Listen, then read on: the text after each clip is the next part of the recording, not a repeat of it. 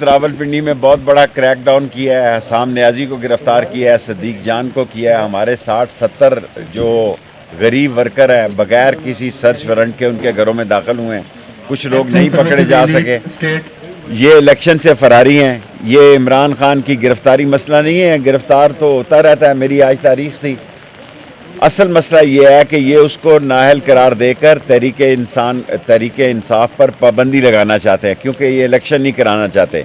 کل میں نے 650 روپے کا آٹے کا توڑا جو ہے وہ 1200 روپے کا خریدا ہے۔ لوگ تو خود سڑکوں پہ نکلیں گے، پولیس تنگ ہے، سارا ملک بیٹھ گیا، سارا ملک کا سسٹم بیٹھ گیا۔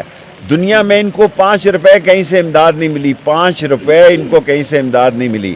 IMF کی ابھی تک ان کی کوئی میٹنگ نہیں ہوئی، اور جو اسحاق ڈار نے بیان دیا بہت ہی خوفناک ہے۔ مجھے خوشی ہے کہ ہمارے ذمہ داران نے یہ کہا ہے کہ جان چلی جائے ہم اپنے کسی قومی سلامتی کے اساسوں پر کوئی دباؤ برداشت نہیں کریں گے۔ قوم ایک ہے، قوم پاکستان کی بہتری چاہتی ہے، شفاف الیکشن چاہتی ہے، عمران خان کے ساتھ کھڑی ہے۔ یہ اگر اس پارٹی کو بین کرنے جا رہے ہیں یا نااہل کرنے جا رہے ہیں یا عمران خان کو گرفتار کرنا چاہتے ہیں تو کر لیں۔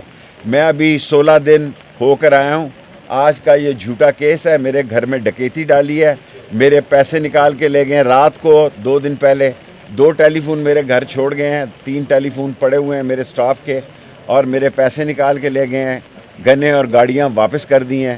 اصل میں ان کو یہ دکھ ہے، درد ہے کہ ان کی بات کوئی نہیں سن رہا۔ دن میں یہ 20 پریس کانفرنسیں کر رہے ہیں، جہاں ان کا چہرہ نظر آتا لوگ چینل بند کر دیتے ہیں۔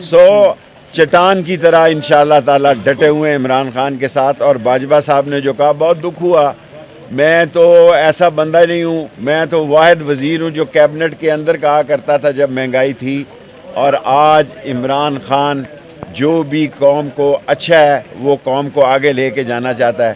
11 مہینے میں ان کی کارکردگی 0 ہے، قوم تنگ ہے، قوم نجات چاہتی ہے، ان قریب قوم سڑکوں پر ہوگی، اور آپ دیکھیں گے کہ ان کا کیا سیاسی حشر ہوتا ہے۔ صدیق جان کا خاص طور پر اور حسان نیازی کی رہائی کا میں پرزور مطالبہ کرتا ہوں۔